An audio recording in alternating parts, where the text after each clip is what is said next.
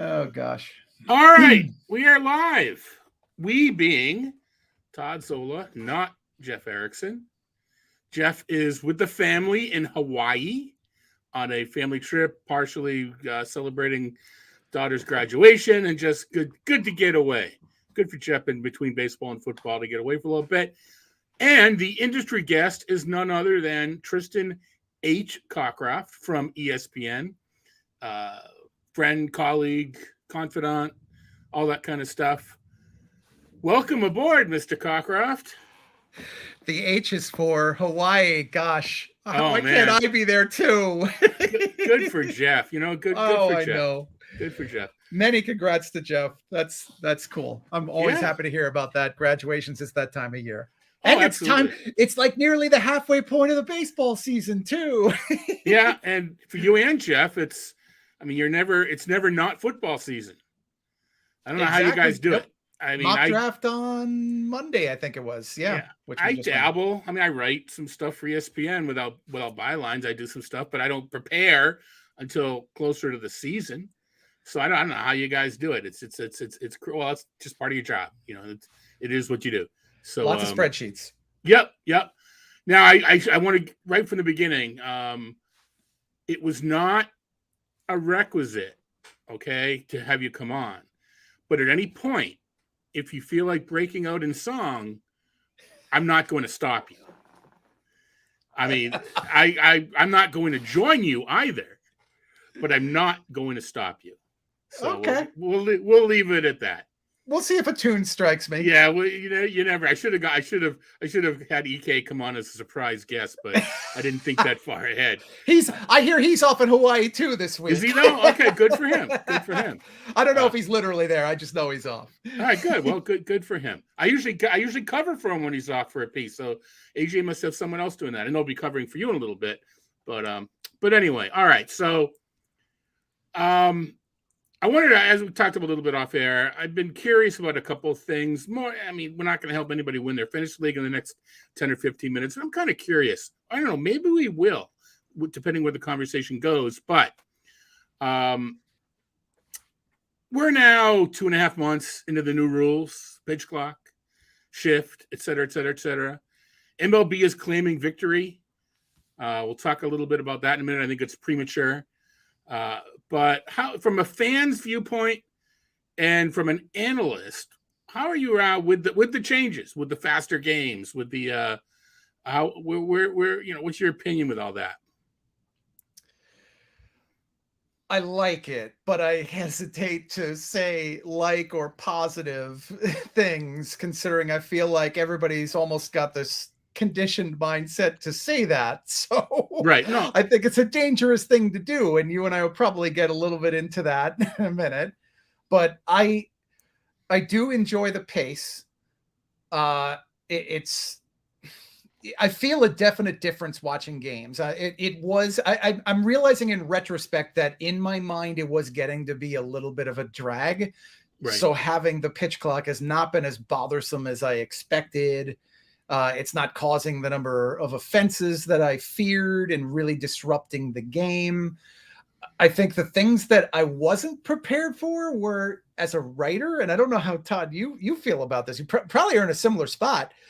I used to do an awful lot of work during games and between pitches, and it's much harder to do that this year because if I do, I miss something, and therefore I have to sit and pause, watch, and that distracts me from what I'm researching or writing. So that's been a little bit of a change.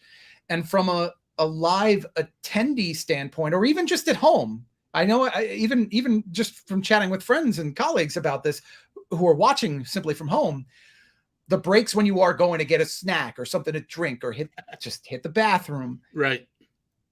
It actually is you need a strategy for that now. And the part in which for the fans, so I mean, and I shouldn't speak on the fans' behalf, but I need to, it's just that it's tougher to go get concessions during a game now. Yeah, we got MLB brought it upon himself, the players did. I'm pretty much with you with a couple of maybe I'm getting old exceptions. I didn't dig deep. Let's hear it. Let's hear it. No, I've already I've shared it with Spore and with Zinke on Tuesday night. But to me, it's still a little forced. And MLB brought it upon themselves with the shenanigans in between pitches, both batting and hitting. So we need something, but it's still to me a little bit forced. And well, just before I forget to address what you're saying as far as work in between pitches, I think we've joked about this off air. One thing it's done for me anyway is games are over an hour and a half earlier than they used to be. I'm able to dump the completed stats into my spreadsheets the previous night and not do it in the morning. So, pick up an hour, etc. So from that point of view, I kind of like it. It gets me to doing my work an hour earlier. But as far as working at night, now this is, I've got several years on you, my friend. As you get older, you get less productive at night. And I'm in that. I know it at my age. I know it at my age too. I do work, and when I have a deadline, the adrenaline kicks in and I get it done. But I do less casual work, and I'm doing more of the updating playing time and transactions than I am actually writing an article. I may be pulling data for a piece, but not actually thinking about the data. So it's more, tedious work than it is thinking work. But anyway, I used to watch games till 1:30. Yeah, 5 years ago, I used to watch the standings till 1:30 because my teams were doing good. But now I don't have to worry about that anymore. But the thing that, and this is what I was sort of alluding to earlier, is I think to claim a victory on MLB's part, it's faster, more action, all that kind of stuff. We have yet to find out what happens over accumulation of months with the faster pitch clock. Will arms get tighter as the weather warms? Will it start to kick in as the innings mount?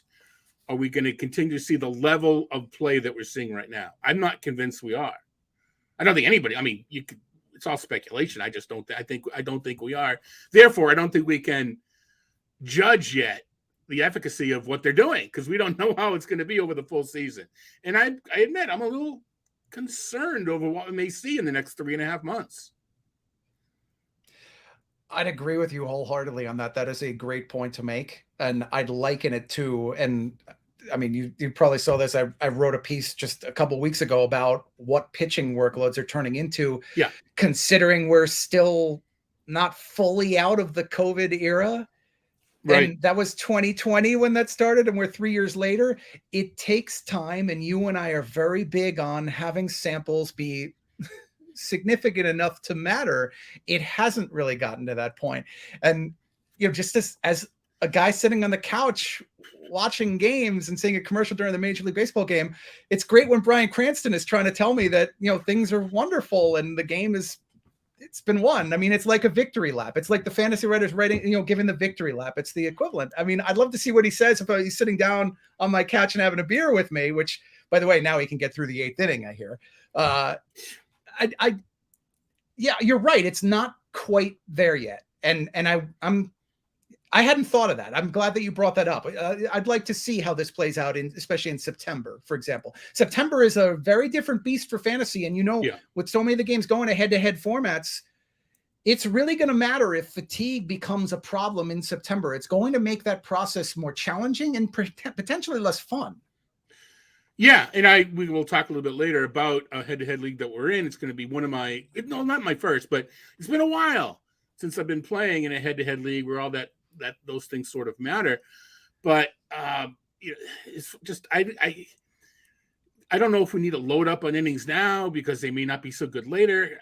That from a fantasy point of view, I don't know what the actionable advice is at this point because we don't know what it's going to be.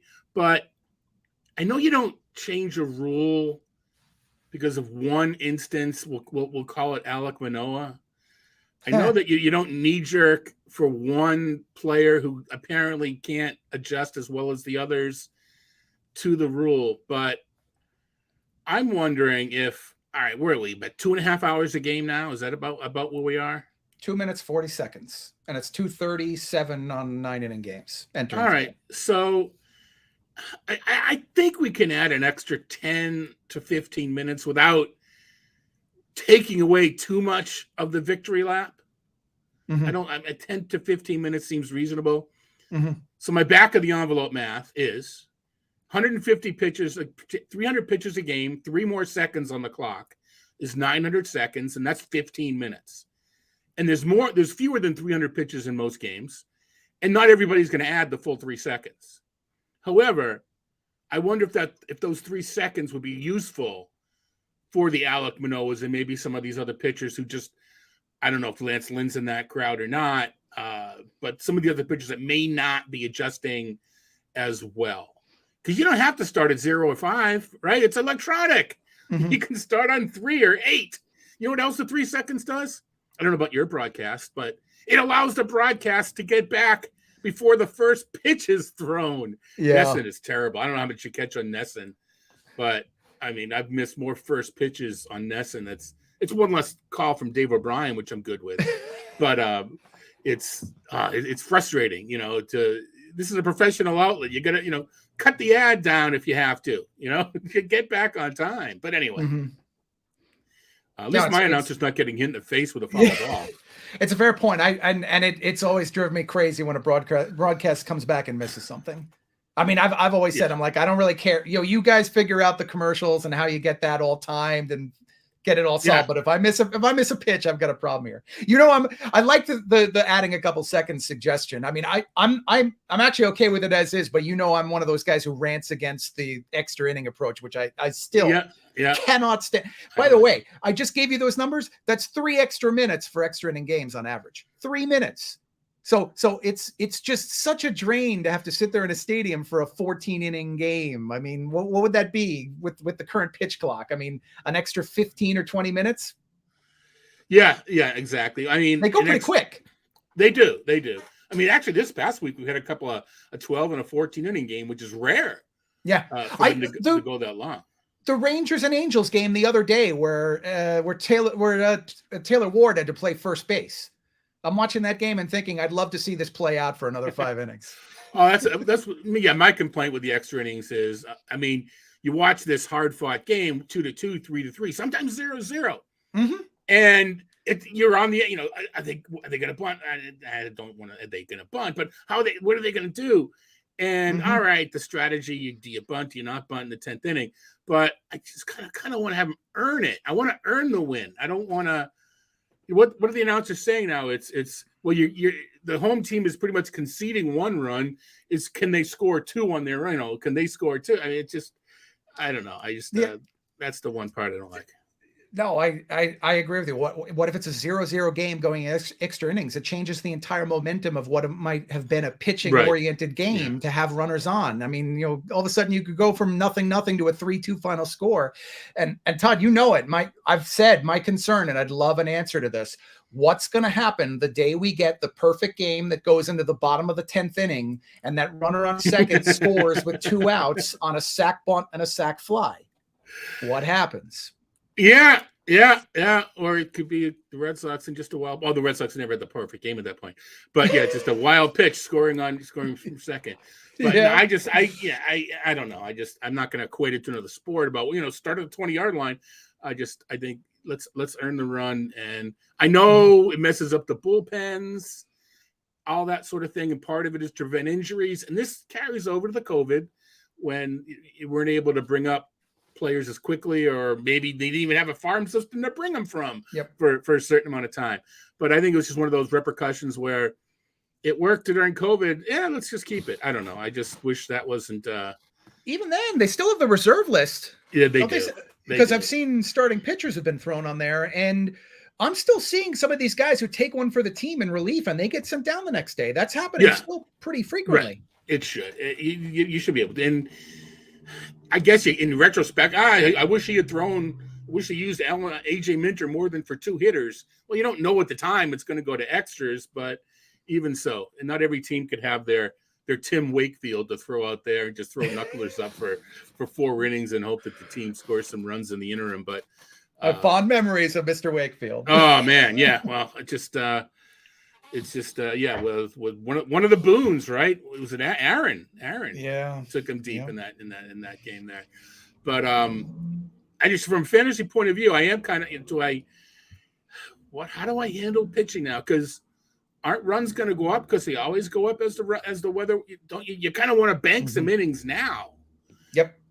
But then, be the scientist.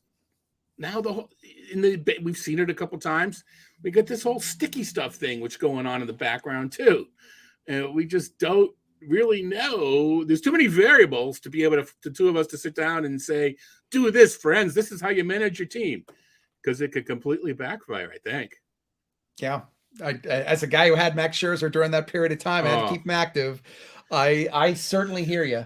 Yeah, it's weird, but it gives us something to talk about and do in the off season. But as I just kind of alluded to, cause and effect, we're going to sit down and look at some numbers. Well, this happened, but you're going to say, well, was it because of this or that? And I'm going to say, I don't know, but yet we're going to have to figure out what we want to do with it. So it's just one of those. And who knows if they throw in the robo umps? That's going to be another complete. I anticipate that is coming. I think it's going to take some time, but I anticipate it's coming at some point. I like the challenge system.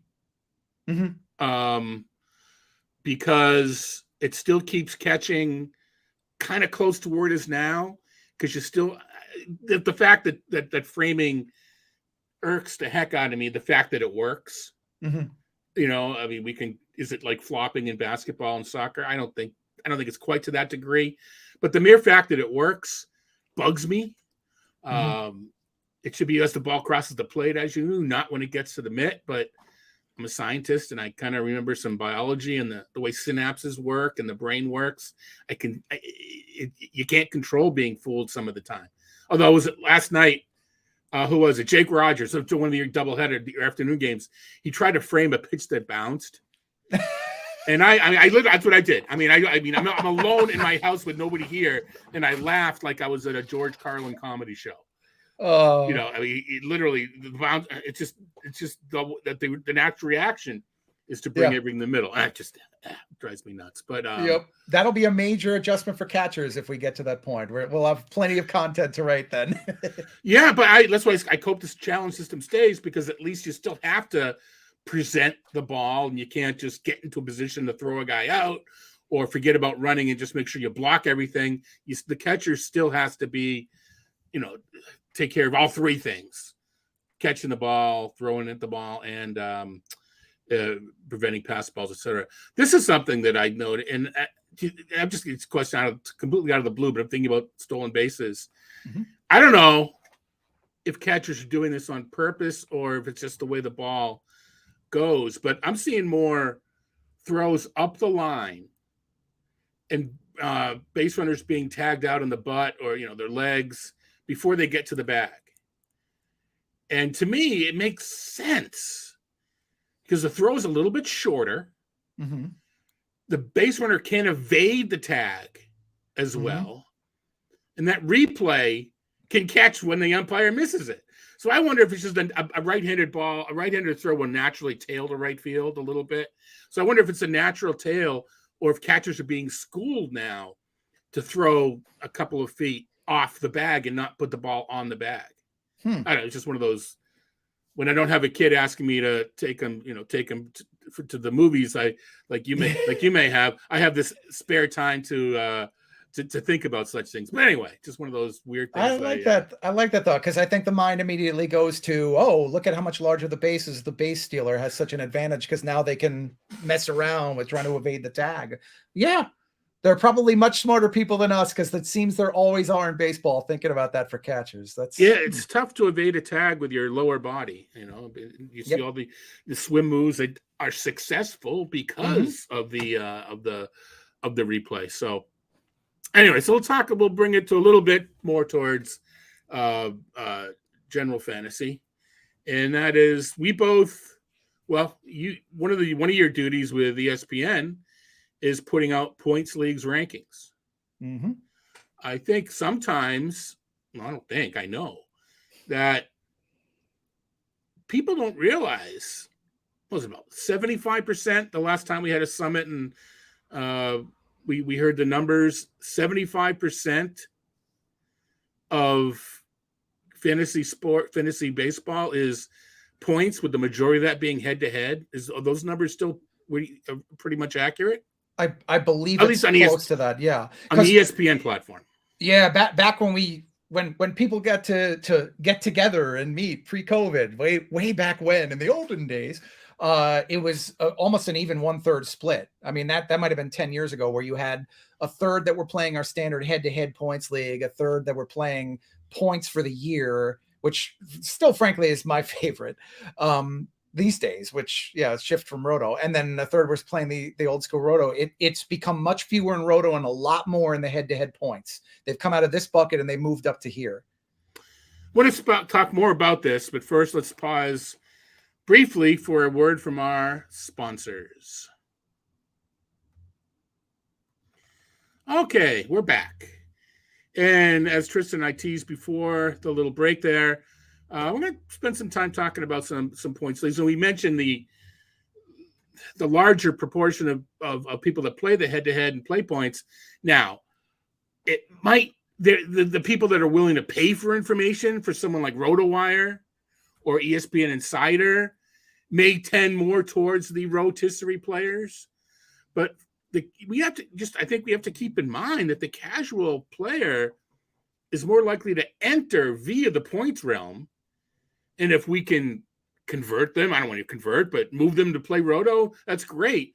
But I don't demean anybody. Anybody who wants to play this game is good for me, right? And good for you. Keeps our jobs.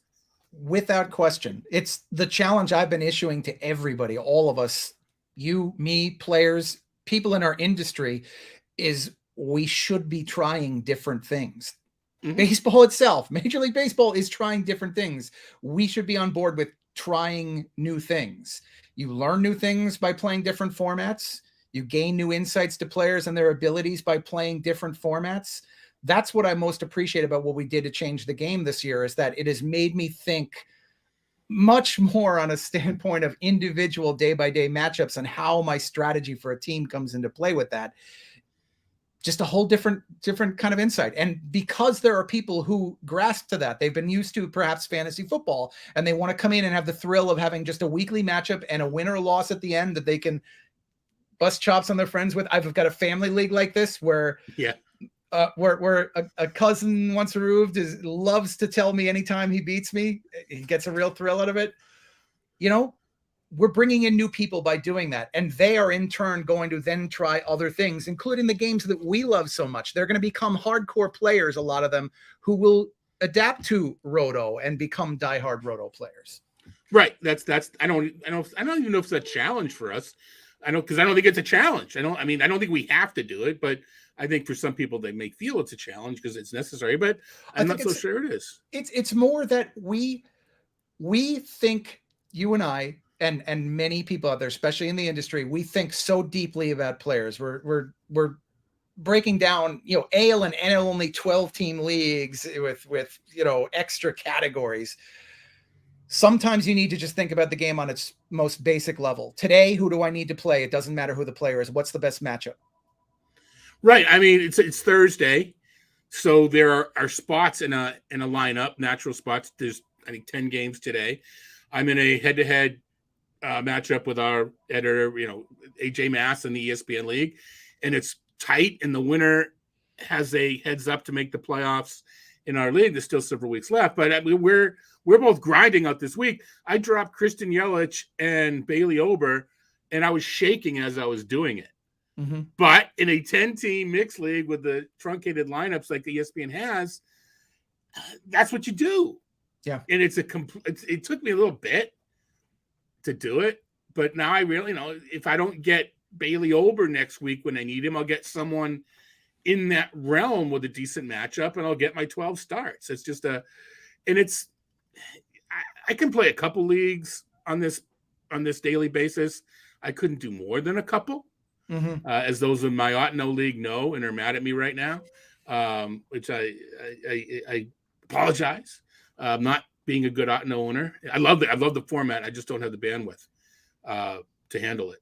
And probably will be letting someone else take those teams that are more willing to play next year. But anyway, that's neither here nor there. But this ESPN league that you mentioned, you kind of alluded to it. ESPN changed the scoring in the off season. Not dramatically, a little bit, but adding some important things to it. Yeah, and they shortened the active lineup to be a lot closer to Yahoo's. For people that may be familiar. They added the holds is what we're kind of slightly not kind of getting at without so much as who's going to say it first. They added the holds, and one of the things we've done with our daily notes, our need to know, is we're kind of tag teaming to figure out what relievers are useful on that day because holds now count. And I know I'm writing 15, 20 minutes a day. I don't know if anybody else in the country is using my notes, but I know I am. So that's all right. I'll do it. I picked up AJ Minter yesterday because of it and got the save. And now he's got a good weekend coming up. I forget what team they're playing, the Braves, but it's a good matchup. So I'm following. Yeah. Okay. Exactly. So I'm following my, I don't, with all the millions of readers, if they're not following it, I am, which is all I care about. I'm doing it. So I think it's it kind of speaks to what you're saying. Practice, get to know what you're talking about. And I think we're both learning a little something from this league strategy wise. What do I do on Mondays? What do I do on Sundays? Because it's not always the same. Yeah. And having something like that where we're just kind of looking at the micro of things with relief pitchers and which ones are tired and which ones are available on a given day. Maybe this year people aren't exploiting that part of the game. I mean, it used to be in ESPN leagues when it was 10 team with full lineups and 9 pitching spots that you could just take practically all relievers, stream around them and build a pitching staff. And I will tell you, it has definitely changed that's not as successful. You and I both noticed this. It's not quite the same as it was in the past. And even if this year people don't appreciate the depths to which we go to determine which relievers are available or tired, maybe next year or the year after, as they get used to this game, they're going to gain some sort of great advantage. I will say, though, this year, I think it's easier than you may be used to in previous years because we've reduced the lineup to 7 active pitchers. Yes. Which gives you more starting because I'm able to keep the relievers and get close to my 12 starts. I don't think I've hit 12 every week, 12 being the maximum that we're allowed in the game. I know I've been burned twice by being behind on Sunday and picking up, let's just call him Brady Singer one time, and having him give me negative points. I think I lost to EK. I think I lost to Eric that week. Or is that the Cardi week? That was the Cardi week. I lost to Derek that week. And what I lost to Eric when we were going head to head was Miguel Castro. I didn't even need the save, but the fact he didn't get it and he got blown up brought me to the negative, and I ended up losing Eric, who's in first place in my little division there. I wrote about this week. Is this overthinking in that have a Sunday night pitcher who's probably not going to start or pitch, and if it gets to be the 4:00 games and you're ahead and you got a pitcher going, even if it's a reliever, throw in that Sunday night guy so that you literally take a 0 from that spot, not a negative. I mean, I did do that actually. So in the ESPN game, the advantage of you can actually physically bench the player and leave the blank spot. I did this past week with Brian Bayo. Okay. But the matchup didn't match. I think I was playing Cardi I think that's who my opponent was this past week. I had Bayo, and I was going to pull him if it was too close. Okay, so I didn't realize you could leave the space. I don't like that you can actually leave. I don't either, but it is what it is. Yeah. Also, actually, in the current game, I understand it much more. I think there is something to be said in a more shallow context, even to punt your catcher. Do you want to try that and load up somewhere else, like extra pitchers? I don't think it's a good idea. I don't advise it, but it's something to try. Yeah, I still like the draft Will Smith and and then just let him sit there and go and do the rest route, and that's worked out pretty well so far. But I just we're getting some comments. Roto's boring. This, that, the other thing. Roto to me is not boring. Stat management over the course of the season, the thrill of winning a Roto league down the stretch, I think is it more exhilarating? I don't know, but it's pretty darn cool to pull take down a Roto league, a close league down the stretch by half a point or whatever. So I'm not going to go as far as Roto is boring. I think I've got a retort to that one. Okay, retort. I've got it's the weird 9-team NL only league. This is the local one. You've met these guys. I've currently got a 16.5 point lead in that league. That does get boring over the course of the summer. For people who are not diehard players who want to just break down every little ingredient of the game, I understand why they call it, quote, boring. But when you are in a league where, and I've seen this a lot in these, first place has 54 and last place has 45, that is anything but boring, because every little play matters. And Todd, as you were saying, as we're playing down to the end of the year, I mean, you remember the Larry Schechter and I AL only league where Jeffrey Marte homers on the last day in the final game and like the last inning, and that decided it. That is anything but boring. I mean, this name dropping time. Not everybody in the listening audience will know the name Lindy Hinkleman, but if you play the NFBC, you do. And I think Lindy's still not talking to me, because this is how long ago, when I say what the occurrence, this is how long ago it was. There was a 163rd game where Rick Porcello was on the mound, and I needed 7 strikeouts from Porcello. And it was only to tie Lindy for third place. But he's still mad that I got it and didn't get him third place alone. He's not mad. I mean, I'm just being silly. But that's the 163rd game is so I still suspect that Eric Caramel is mad at me for the Tony Womack gets a hit off of whoever that Red Sox closer at the end of the year in a non-save situation gives up that single up the middle to Tony Womack on the Yankees, and that decided the league. It happens. So I mean, there's again, there's, like you said, there's points leagues that are runaways, or it's just clear cut. Even head to head, it just goes both ways, and it depends what you want to do. There's football, is the or it's the luck aspect worse than the excitement. No, it different strokes, and I think part of how we handle it is we play them both. Yep. So maybe that's I don't want to see the word cop out. But we play them both. So you kind of said, I think we're different here. If you could do one league, I think you said before, it would be your points league, your hometown points league. You got a window into this league this year. This is it's usually 14 or 15 teams. Relatively traditional rosters, a little bit shrunken down, kind of like the previous ESPN standard. But the difference we have between our main game is we don't penalize for strikeouts. So it gets wild and wacky on offense. You definitely want to load up on games. It's long been my favorite. I've been in that league 26 years or 27 now. I think it's 26 years. Wow. Yeah. How's my not team drafted?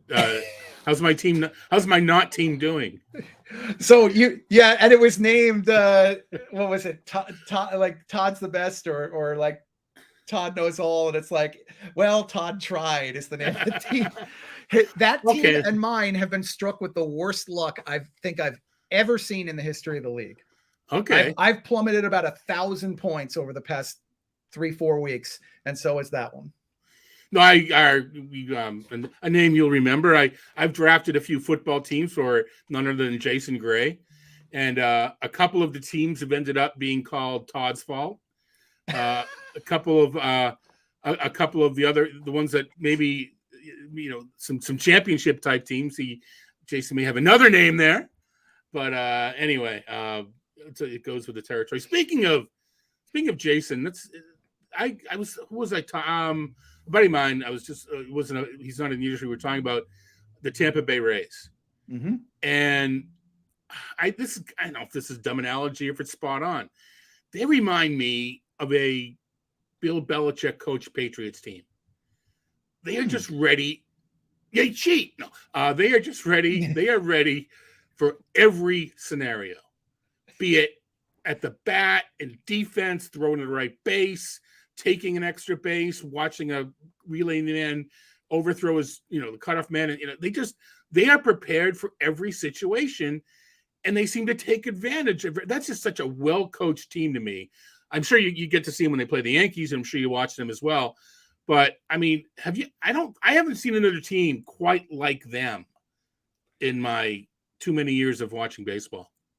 I don't think I have either, not to the extent to which they've done this. I mean, since 2008, it might have been 2007, but 2008, they've been something else. I think they're third in wins since the beginning of 2008, which is extraordinary considering who's been on the roster and how many players they've let go. They've almost got that Montreal Expo as all of our stars have gotten away because of contractual concerns, but it didn't matter. We had somebody great to just slide right in. You've never heard of them, but they're going to be awesome. I like the comp, other than the fact that, they're not inflating the baseball. Yeah. See, 2008, what happened with the Rays around 2000? Nah, I couldn't. Can it be a coincidence? I wonder. We're being a little coy, and that's when our friend Jason became a scout, or around when he became a scout. I think it was a couple of years later, but it was in that ratio that Jason left ESPN, left a Hall of Fame writing career at ESPN, and became a scout for the Rays, and to this day is still. And hopefully, this is the year that he tells me he's got the ring. He has to figure out how to pay the taxes on it. Yeah. He is testament to the Rays being brilliant with extracting the most from pitchers. It's the thing I respect most about that organization is they really know pitching. They think deeply about it at every level. He is representative of that as any. Right. And whenever the Rays acquire a major league throw-in relief arm, you immediately go. I mean, I'm going to the Baseball Reference. I'm going to Fangraphs. It's like, why'd the Rays want him? What do they see? What do they see in Garrett Clevenger? What do they see in some of these guys? Because they must see something. Sometimes it's just a healthy arm. But was it Erasmo Ramirez they just signed or something like that? No, they did. They just signed Erasmo Ramirez. So there you go. He's the next star. Right. And I have to update some playing time this week. But man, it's a lot of injuries to update. Ugh. I'm not gonna like doing our update this week, but too many injuries again. Yohan Moncada went on the IL today, which we were saying off air is kind of, we can begin every podcast with that. It seems like anyway, but I wonder if that's gonna accelerate the White Sox potentially being sellers. Can you imagine dealing Liam Hendriks if he turns out to be healthy after all he's been through? Yeah, honestly, I can't see that. I'm not really sure what the timetable is on this. And if that extends into July, there might not be an opportunity for them anyway. But considering the story, I can't see it. I could see them trading some of the other pieces, but not him. The starting pitchers, that's the real question. Breaking up the rotation. Lucas Giolito is pitching himself into a contender, I think. Mm-hmm. He's not the Lucas Giolito that, the year after he was the worst pitcher became the best pitcher. He's not quite there, but he's getting close. It brings us, we didn't prepare for this, but pitching, here's another one of my theories, by the way. Oh, cool. Mm-hmm. Evaluating pitching. This year, it just seems to be wacky. It seems like we don't know what we're doing. I'm wondering, we can talk a little bit about how we each look at pitching. Is this guy back, et cetera? Jose Barrios, is he finally back? But I'm wondering if pitching has always been this goofy, but we think we know more with the advanced stats, with StatCast, with Brooks Baseball, with everything else. I wonder if we think we have a better handle on evaluating pitching, but we really don't. And because we think we do, it's more frustrating when Julio Teheran goes out and shoves. Mm-hmm. And, I know that Spencer Strider is a bad example because he's been really unlucky the past 7 days, but even 7 weeks, 7 starts. But even so, when a stud goes out there and gets his lunch handed to him, we think we should be able to predict every single outing. I think Twitter someone predicted every outing on Twitter, right? Someone predicted every touch. Someone predicted every touchdown. Someone predicted, someone called. I called that whatever it was. Someone on Twitter called it. Yep. But I just wonder if we think we know too much, and if that's affecting our, I don't know, bias, or just how keeping an open mind as to what potential outcome could be. We have so much data out there, and so many new lessons that comes from said data that, it gets a little bit overwhelming at times. And I think we've probably subconsciously conditioned ourselves to assume we're always going to get it right. I know I mean, this has happened since all the way back. You and I both, since the beginning of the time we were in the biz, we'll always get called out for the pitching picks we made that went wrong. Right. They seem a little bit louder now just because, we feel like we should have gotten that right. And and I think it also applies to real teams on the field. I think there's more data for them as well. So they are also falling into that, where they're kind of obsessing and overvaluing certain things. And the thing that strikes me that's affecting us is there's this pattern in baseball that, well, you know what? I'm going to extract as much as I can from this one guy, even if it's over a very short period of time, because worst case scenario, he gets hurt, fades, it doesn't work out, hitters catch up to him. There's always going to be another guy that's my project that I can bring through.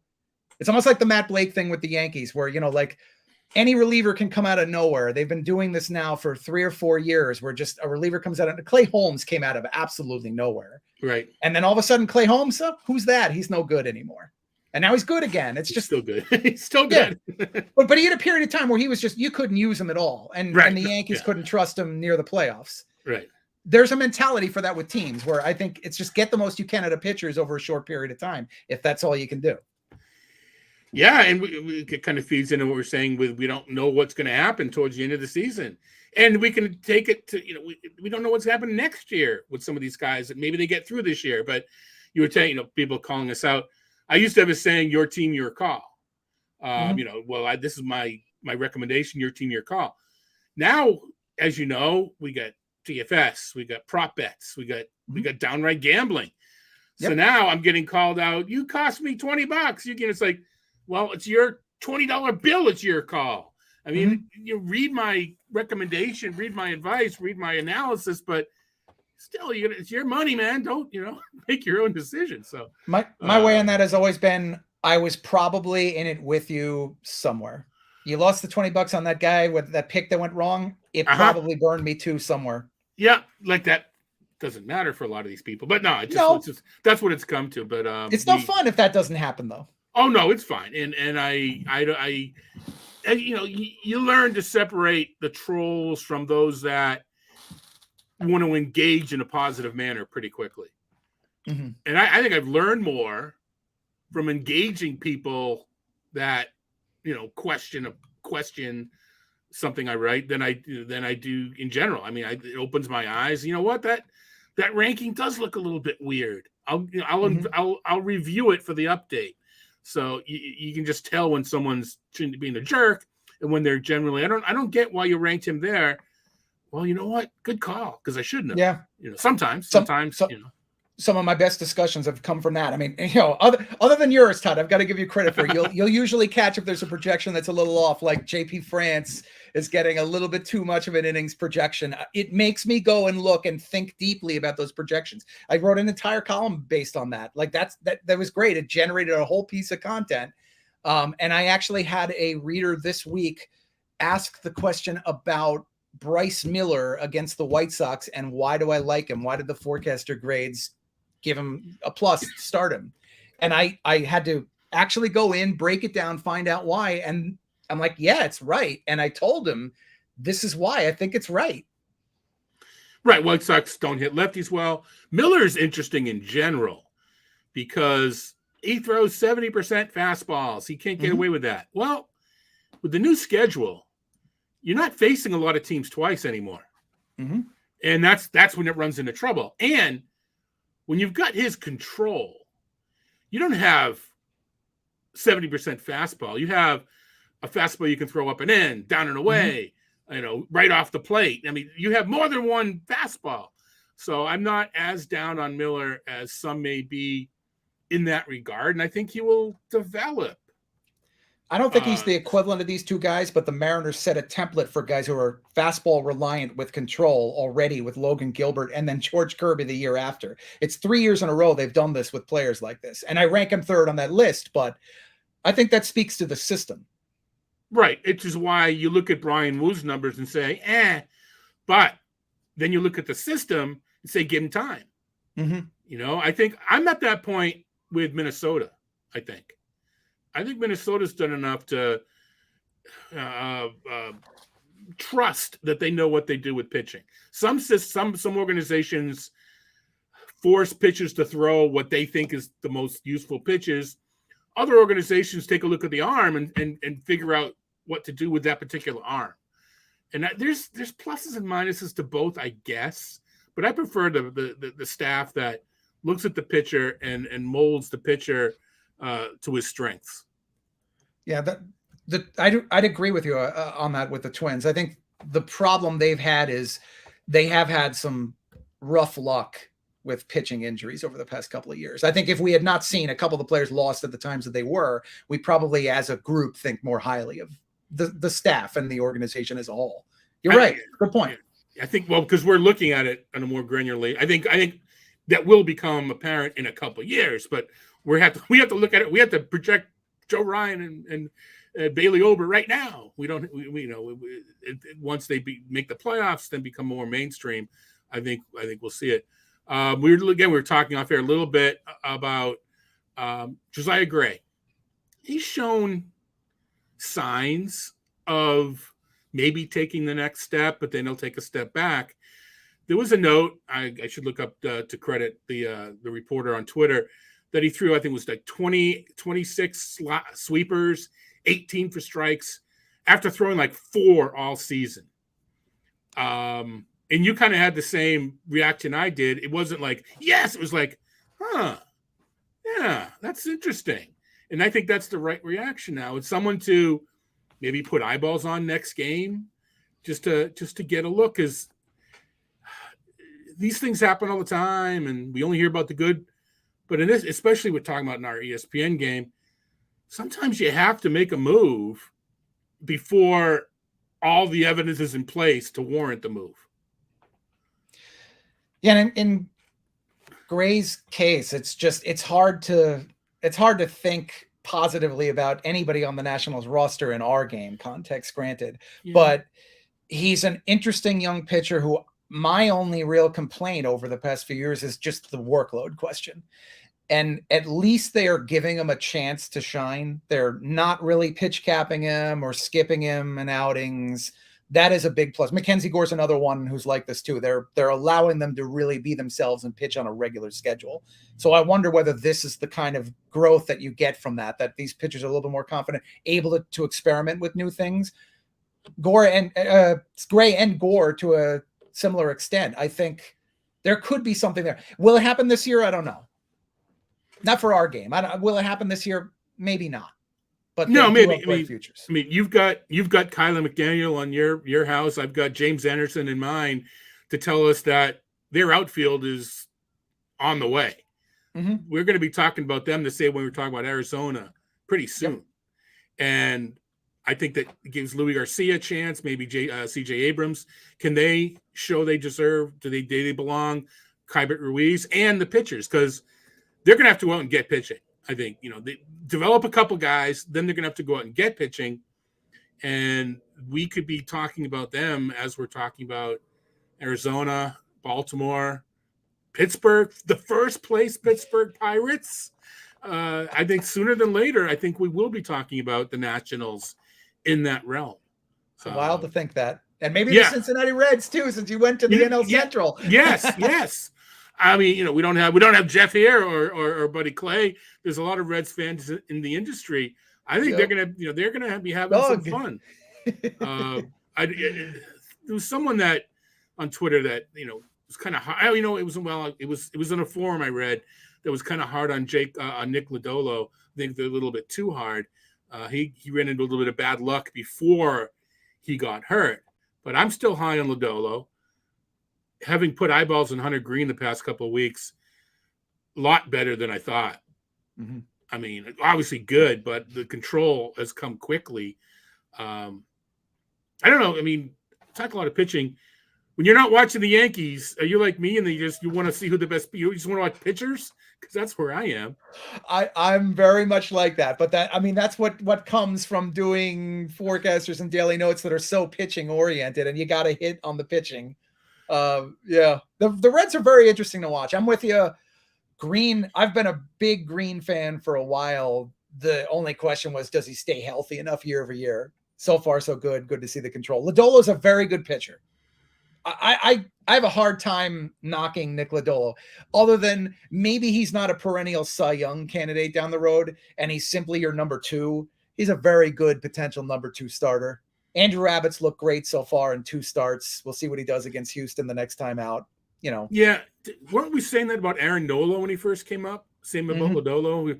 So there's Yes. I use Aaron Nola as like my example for everybody. George Kirby. I mean, I use him like for everybody that. He doesn't strike out enough batters. Well, neither did Aaron Nola. And look what he's well, maybe this isn't the best time to use Aaron Nola as a comp, but I think he'll be fine. But Nola has his down years from occasion, but he's a very durable pitcher. He's a rarity nowadays.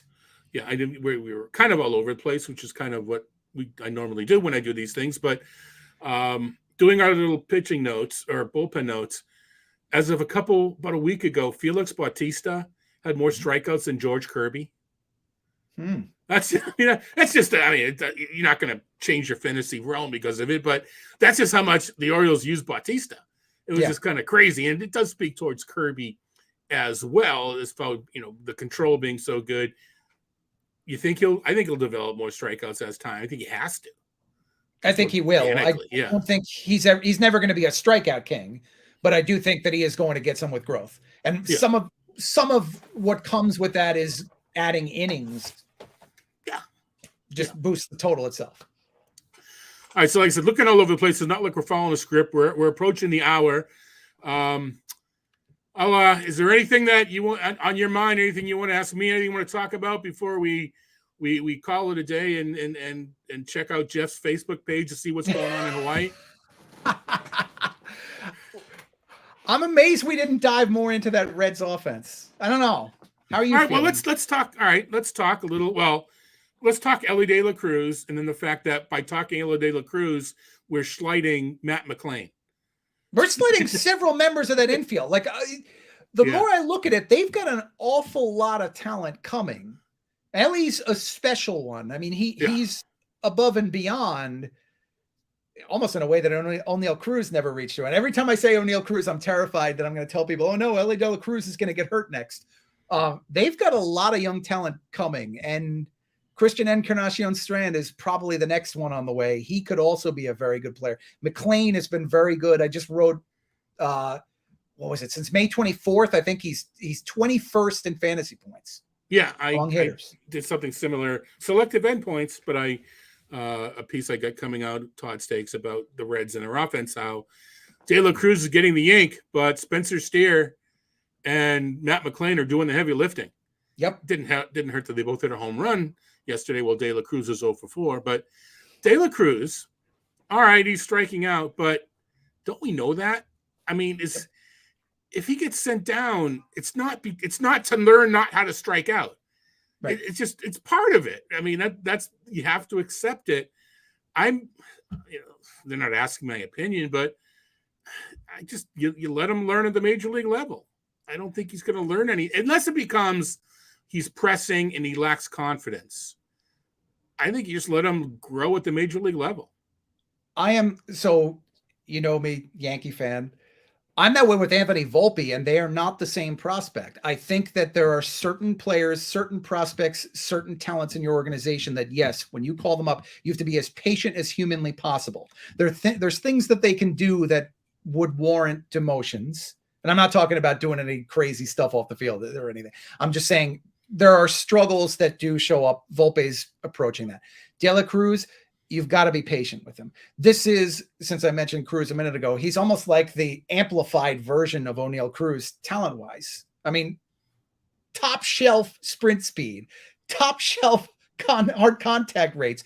All the metrics are fantastic. He could play multiple infield positions. It's just the sky's the limit. It's just that, like from you and I, we write for a points league context, the strikeouts are going to be an issue, and he's going to be streaky. You deal with it. No, I agree. And Jay, I mentioned James Anderson, RotoWire prospect hound. He it was more of a body type, body size, but he said if Ronald Acuna and Eno Cruz were put together, it would be Elly De La Cruz. And I think that goes more just on body. I think there's something Acuna's polishedness with O'Neill Cruz's non-polishedness is somewhere in between. And but put the injuries aside for the fantasy community. Right. Put the injuries to the side. Man, it's that year we saw Acuna at the AFL. The thing I remember most was, he's obviously in perfect shape, but that V-neck back, he could have a billboard. Rim Wemmerswall, whatever the guy, Acuna is such a small, he gets lost. Those shoulders were just so wide. It was like, wow, this is impressive. And, he's obviously done it since then. But you mentioned McLean. Yep. Good, solid player who I think is going to be underrated because of the other names, personalities around him. I'm glad you mentioned Steer. I love the fact that the Reds got creative and threw him into left field when De La Cruz got called up. They threw him in that game, that first game, I believe it was. They played him in left field that day. Love seeing that. Yeah, I do. Well, considering he's on my floundering tout team, so do I. But where's he going to play long term? Is defensively he has the less flexibility than these other guys. You mentioned Christian Strand coming up. Joey Votto probably won't be in the picture. Maybe not even this. I do playing time every week and knock off 20 more at bats, and don't know where to land him. But he's still there. I'm glad I kept Osvaldo Bido on, with asking for his index number for every day over the offseason. He actually pitched yesterday. You see? Yep. We knew he should have had it. Now I have it, or I can get it. Of course, I dropped him off of the projections, but I knew there was a reason. But yeah, the Reds will be fun. Sure, you saw that first pitch. Now, in the dates have been announced. Early first weekend in November. Have you gotten your flight yet? Right after the World Series, just the way I like it. I do. I really much. I enjoy the fact that it's right after the World Series instead of during it. It's a little more enjoyable to kind of put a bow on the season and evaluate stuff. So yes, it's the hope. I'm doing my best. I haven't booked yet, but that's the hope.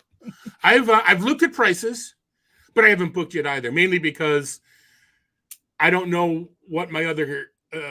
Similarly, my other responsibilities will be. Yep. And if I'd be writing the football blurbs again for ESPN, which means I have to be at home, blah blah blah. So I have not yet booked my flight out there, but hopefully since 2001, except for the year that it didn't exist, Pujols rookie year was my first year. Well, the year before Pujols rookie year, I sat in the stands in Scottsdale with Jason, and he hit I don't know how well you remember, or can picture the field. He hit a ball over the trees in the left field berm. Wow. It was just silly. That was Pujols, not Jason. Yeah. But kudos, Jason. Such power. There we Your go. hard hit rate. There we go. But we just kind of looked at each other and we're like, whoa. And So, but anyway, so all right. That'd be the 23rd year. Nice. Yeah. And there are people that have been there a couple years longer than I have, obviously. And Rick Wilton, the founder, was recognized with the Lar Michaels Award. Yes, he this was. Past spring, which made us all very happy to be able to give that to Rick, and hopefully he'll be able to see him again and see him in person. But anyway, all right, we do have a quick question. Luis Matos playing time the rest of the season. Good question. It is now, especially because it was only one game, but he was pinch hit for yesterday. Mm-hmm. Started against Montgomery, I believe, got 2 or 3 plate appearances, and then Conforto came in and pinch hit.